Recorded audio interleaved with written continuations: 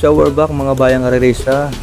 Nandito tayo sa PJZ, araw ng Biyernes. Happy New Year sa inyo. Sana magkatama po tayo sa araw na ito.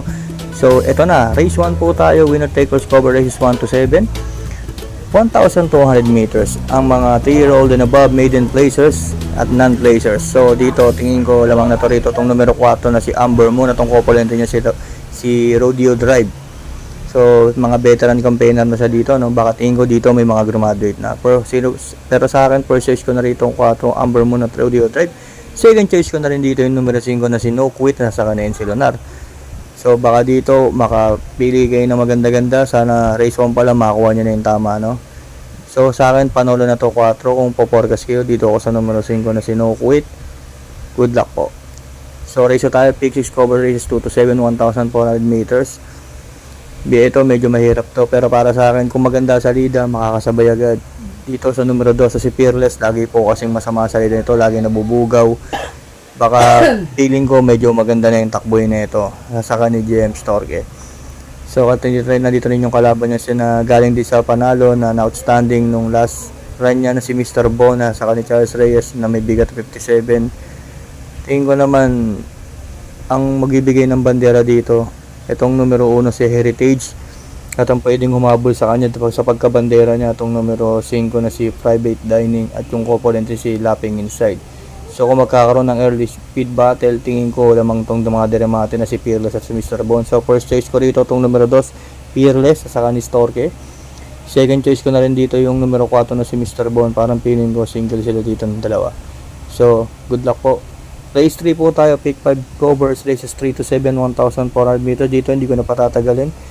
Solo ko na rito, itong numero 4 na si Galloping Ghost. Saka ni Patricio Ramos Dilema, last run, galing sa panalo.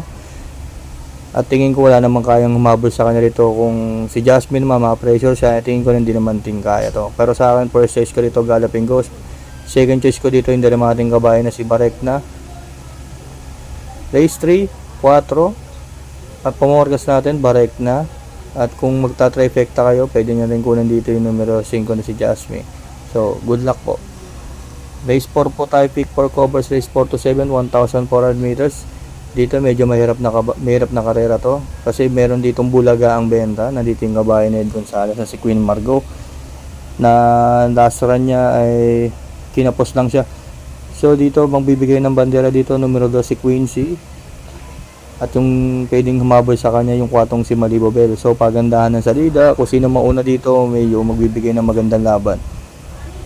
Pero first choice ko rito, tingin ko lang mga bangarisa, kung bibenta itong tres sa Queen Margot, kung mayayamado to rito, tres tayo dito. Pero kung hindi ito bibenta, kung hindi ito mabibigyan ng magandang benta, or bumenta siya, tingin ko lamang dito yung 4. Antabay tayo dito mga bangarisa kasi minsan nabubulaga si Gonzales bilang nayayamada pero pakikita na sa tip iba. Pero kung kung tataya kayo, sama nyo na rin para sigurado kayo. Pero kung hindi siya bibenta, dito ako sa 4 Malibu Bell. At yung numero 5 na si Ma'am Jen. So yun lang po, basta antabay lang tayo sa benta. So first choice ko 4. Good luck po. Race 5 po tayo, last DD plus 1, 1,400 meters. Bid ako 17 to 41 split. So isa na naman mahirap na karera. Pero tingin ko naman bandera na sa rito itong numero 5, Aman ni Saman, nasa kanila Adi Raquel. Tingin ko single to. Pagka gumanda yung takbo, pag gumanda yung pestuhan nila. Pero tingin ko dito lamang ito 5 na to, Aman ni Saman, bandera. Ang tingin kong pwedeng umabol sa kanya rito itong numero 3 at numero 6 na rin. So kung poporkas kayo, pwedeng negosyo 5-3, 5-6. Pero para sa akin, tip ko na rito 5 ko rito, Aman ni Saman. Walang lucha to rito. So race 5, good luck po. Race 6 po tayo, last daily double, 1,400 meters. Ito na naman. At tingin ko dito lamang ito, wala namang problema. Nanalo to diadong nakaraan, tinalo nito yung si Gamer Winner. So dito pag bandera nito tapos na kayo, better go down and collect ito. Dito ako sa numero 4 si Rice. Nasasaka ng ni Christian Pilapil, 57 na yung timbang niya.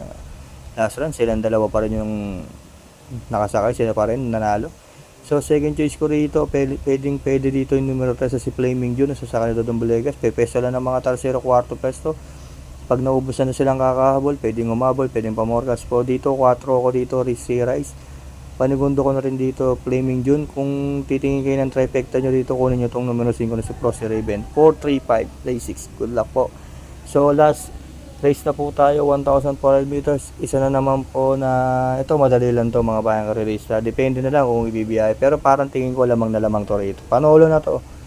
4 Melania, nasa Caniope Cortez. Hindi ko na patatagan. At ang pamorkas ko rito, panigundo ko rito itong numero 8 na si Mendelbel, sa ni JP Guerra. Sama nyo na rin dito, pwedeng pumorkas itong numero 2 sa si Instant Message. Na pag pumeso, pwedeng makahula, pwedeng masigundo. So, dito solo 4, bahala na kayo sa pamorkas. Pero kung pumorkas kayo, pwedeng Instant Message, pwedeng Mendelbel. O 7, pag bumenta, pwede natin kunan. Lagi nyo natandaan, pag mga ganyang, pag may owners, Robano, Gonzales, medyo, basta't pag bumenta yan, alam natin, may panalo yan. Pwedeng lumaban, pwedeng ganyan. Basta't mga Gonzales, Rabano, yan. Mga magasarap naman tayo yung mga yan eh. Pag bilang bumibenta, laban naman tayo mo dyan. So dito, mga bayang kariliso, 4, Melania. Kung puporkas kayo, kung puporkas kayo, Mendelbel, Instant Message, o pwede nyo rin kunin yung numero 1 si Grand Monarch, sa component niya si River South. So mga bayang kariliso, good luck po, magandang gabi, at sana magsitama po kayo sa araw na ito. Good luck!